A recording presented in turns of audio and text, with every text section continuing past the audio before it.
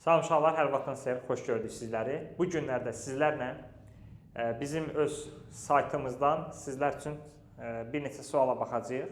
Yəni bu bizim Eylerin saytıdır və burada biz bu saytı həm bizim əyani şagirdlərimiz istifadə edir, həm onlayn şagirdlərimiz istifadə edir. Eyni zamanda deməli bunu istifadə eləyir sınaq qrupunun şagirdləri. Yəni sınaqlar qrupunda şagirdlər daxil olurlar. Bax, hələ bir aydır başlayıb, amma normalda 15 sınaq işləməlidirlər. 15-dən çox, yəni sınaq burada var. Üstəgəl PDF şəklində də atmışam. Yəni 20-dən çox sınaqdır. Qoşulub işləyə bilərsiniz. Nömrələri də yəqin ki bilirsiniz hansı nömrələrdir. Nömrələrə yazıb qoşula bilərsiniz. Mən indi buradan istəyirəm kompüterdə seçəm. Kompüterdə seçib kompüterdə izahlarını verəm sizə. Çalışacağam ki bu cür sizlərə tez-tez dəstək olum ki hansı sualları necə işləmək lazımdır. Aha, davam edək. Yəni kompüterlə sizə sınağın üzərində izahları göstərəcəm. Davam edək. Uşaqlar, burada belə deyim. O nömrələr burada yazmışam, görə bilərsiniz. Yəni sınaq qrupunun nömrəsidir bu. Onlayn dəstənin nömrəsidir. Yeni gəlin sınaqlardan seçin. Burada məsələn bizim hələ ki bu qədər sınaqlar verilib. Vurğulara ayırmadan başlaya bilərik. Vurğulara ayırmanın birinci sınağından gəlin biz başlayaq. Görək birinci sınaqda nə var? İnternet biraz istəyirsən zəifdir. Aha. Birinci sual, bu asan sualdır. Mən indi buradan təbii ki sizə ən vacib sualların izahını göstərmək istəyirəm. Bax, məsələn bu sual, gördüyünüz kimi bu sual vurğulara ayırmada çox gözəl sualdır həqiqətən də. Bax uşaqlar, burada bunu necə edə bilərik? Parçalama metodu çox gözəldir. Parçalama, belə bir şey eləmək istəyirəm. A üstü 4 plus, bu 3a kvadratı yazıram, 2a kvadrat plus 4, yox, daha doğrusu səhv dedim. 4a kvadrat çıx a kvadrat kimi. Mənim məqsədim nədir? Mən elə bir 3a kvadratı 4a kvadrat çıx a kvadrat kimi. Mənim məqsədim odur ki, buradan bura qədər olan ifadə a kvadrat plus 2-nin kvadratıdır. Çıx a-nın kvadratı. Və artıq burada kvadratlar fərqi yarandı. Bir dəfə çıxıram. Bir dəfə də toplayıram. Bir dəfə çıxdım, bir dəfə topladım. A kvadrat plus 2. Çıx a plus a. Bu da oldu. Deməli bu da oldu. Hansı oldu? C oldu. Bax, parçalama metodu buradan biz istifadə elədik. Vurğulara ayırmada parçalama metodundan məsələni həll etdik. Sonra görək burada növbəti suallarımız neçə olacaq? Aha, gəlin növbəti sualın izahına baxaq.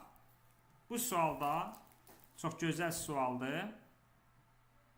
Vurğulara ayırmaya aiddir. Bax, mən burada görürəm ki bu son 3 dənəsindən mənfini çıxartsam qabağa, onda olacaq b kvadrat plus 2bc plus c kvadrat. Onda bu 49a kvadrat 7a-nın kvadratıdır. Bu da bizə verir b plus c-nin kvadratı.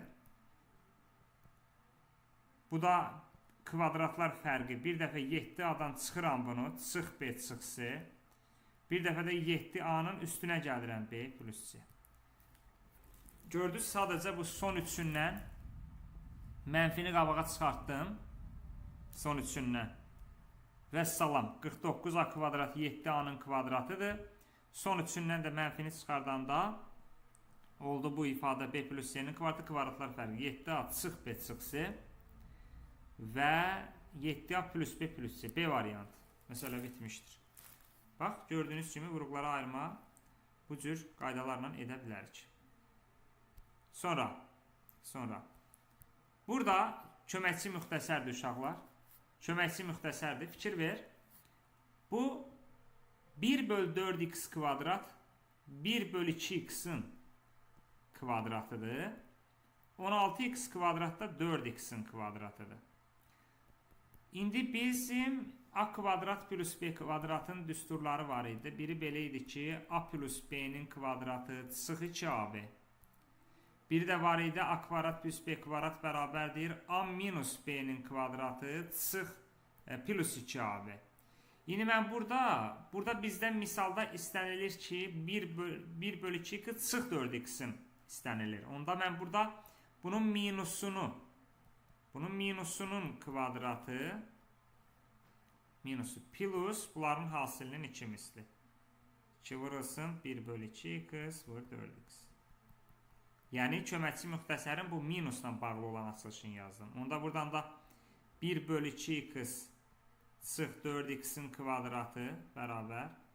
X-lar getdi, 2-lər getdi, 125-dən 4 çıxan 121. Bundan da kök alanda təbii ki kvadratlardan kök almalısan kvadratdan çıxartmaq üçün. Cüt dərəcə olduğuna görə modul çıxır. Cüt dərəcə olduğuna modul çıxır.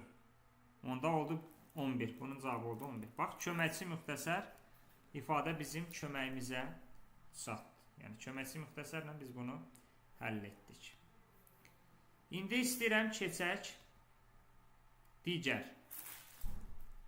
tam cəbri ifadələrdən sizə suallar verim. Bayaqları vurğuları ayırmadan işlədik. İndi tam cəbri ifadələr. Bax, çox qəşəng sualdır bu sualda. Deyir ki, ifadəsini dərəcəsi ən böyük çoxhədliyə çevirən p-nin. Ümumiyyətlə, burada biz dərk eləmək lazımdır ki, birinci sualları çalışın, özünüz işitdiyin, sonra izaha baxın. Birinci dərk eləmək lazımdır ki, bu ifadənin çoxhədli olması üçün bunun qüvvəti natural olmalıdır. Yəni, p-7 böyük bərabər 0, eləcə də 23 minus p bu da böyük bərabər 0. Çünki, yenə deyirəm, bunun çoxhədli olması üçün qüvvət natural olmalıdır. Natural. Çünki qüvvət natural olmasa, bu çoxhədli olmaz. Natural olmadı. Onda buradan p böyük bərabərdir 7-dən. Buradan da p kiçik bərabərdir 23-dən. 7 ilə 23 arasındadır. Amma hələ bundan iş bitmədi. Burada 48 də p-yə bölünməlidir. Çünki demişik ki, ifadənin çoxhədli olması üçün qüvvət yalnız natural olmalıdır. Kəsr ola bilməz. İndi 7 ilə 23 arasındakı hansı ədədlər 48-ə bölünür? 7 ilə 23 arasında 8 bölünür 48-ə. Sonra 8-dir, 12-dir, 16-dır, 8, deməli 8, 9 bölünmür, 10, 12-dir, 16-dır və salanda sonra da növbəti də 24-dür. Bu 3 dənə qiymət. Yəni, bu 3 dənə qiymət çoxhədlinin qüvvətini natural eləyir. Həm 48 bu 3 ədədə bölünür, həm də bu 3 dənə ədədi gətir burada qoyanda p-nin yəni bu dəyişənlərin üstü natural olur. Sadəcə burada deyir ki, dərəcəsini ən böyük ifadəsini dərəcəsi ən böyük olan. Dərəcəsi ən böyük olması üçün. Məsələn, p-yə 8 versək nə olacaq? Yoxlaya bilərsiniz. P-yə 8 verəndə olacaq 7, x üstündə 48, 8-ə böləndə 6 çıx, 4 y üstündə p-nin yerinə 8 qoyanda elə 1, burada da 5 z üstündə p-nin yerinə 8 qoyanda 23-dən 8 çıxanda 23-dən 8 15 eləyirdi.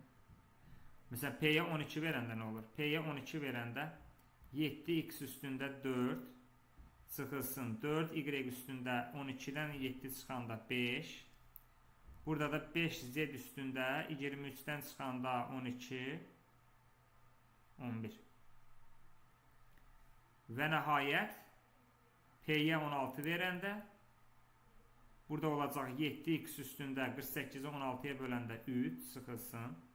4y üstündə 16-dan 7 çıxanda 9. 5z üstündə 23-dən 16 çıxanda 7.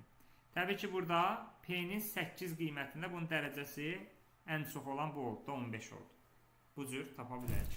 Qəşəng sual idi, çoxhədlilərdən qəşəng sual idi. Sonraki, bu asandır, buna baxmayaq. Bu da maraqlı qəşəng sualdır. Deyir, A-nın qüvvəti 4-dür. Əzizlər, əgər A-nın qüvvəti 4-dürsə, buna x üstü 4 yaza bilərəm. B-nin qüvvəti 7-dirsə, buna x üstü 7 yaza bilərəm. Sonra gətir aşağıda yaz yerinə.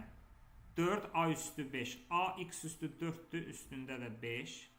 Vur B-nin kvadratı. B x üstü 7-dir, bunun kvadratı. Plus. 5 A-nın kubu. X üstü 4-ün kubu. B x üstü 7-dir, üstündə 4. Onda Bu da eləyir x üstündə 20 vurulsun, x üstündə 14. Bu da 5, x üstündə 12 vurulsun, x üstündə 28. Evet, yəni bu da daha sadələşdirəndə bu edir x üstündə 34 plus 5, x üstündə 40. Təbii ki, burada çox ədlidir, dərəcəsi böyük olan 40-dır, 40-ı götürsün. Burada düzdür, məsələn, a x üstü 4-düzə b-ni y üstü 7 də götürə bilərsən. Əsas bu dərəcələrini düz götür və salam yaza bilərsən. Tutardı getdi. Yəni bu tip sualların qaydası budur. Sonra deyir ifadələrdən hansı bir hədlidir? Əzizlər, yadda saxlayın ki, bir hədlinin qüvvəti kök ola bilməz. Bir hədlinin qüvvətində mənfi ola bilməz, kəsir ola bilməz. Qüvvətində bir hədlinin qüvvətinin kəsir ola bilməz. Bax, x üstü 4-də 1-dir. Qüvvətdə kəsir ola bilməz, 4-də 1 ola bilməz. Birincidə kök 3 var qüvvətdə, olmaz kök. Mənfi var, mənfi olmaz. Sonra ifadənin bir hədli, çox hədli olması üçün ifadə modulun altında, yəni dəyişən modulun altında, dəyişən kökün altında ola bilməz. Amma D variantına bax, x-in kvadratı y üstü 8, normal şəkildə. Deməli, bir hədli budur. Gözəl sual. Burada yazıb ki, çox hədlinin qüvvəti ilə sərbəst hədlinin hasilini tap. Bunu da yazaq, yekunlaşdıraq. Uşaqlar, deməli, qüvvəti tapanda ən böyüyü ilə getmək lazımdır qüvvət tapanda. Məsələn, bu birinci mötərəzədə ən böyük qüvvət x üstü 16-da. Bundan böyük qüvvət yoxdur. Burada məsələn, bunun qüvvəti 6 ilə 7-nin cəmi bu 13-dür. Amma 16 hamısından böyükdür. Bunun da yuxarısında 5 var, dərəcəsi 5 var. İkinci mötərəzədə də, burada bunun içində də ən böyüsü y üstü 6-dır. Onun da üstünə var, 7 var. Onda bu olur x üstündə 80 vurulsun, y üstündə 42. O da deməli, bunun da qüvvəti elədir 80 plus 42, 122 bunun qüvvəti elədir.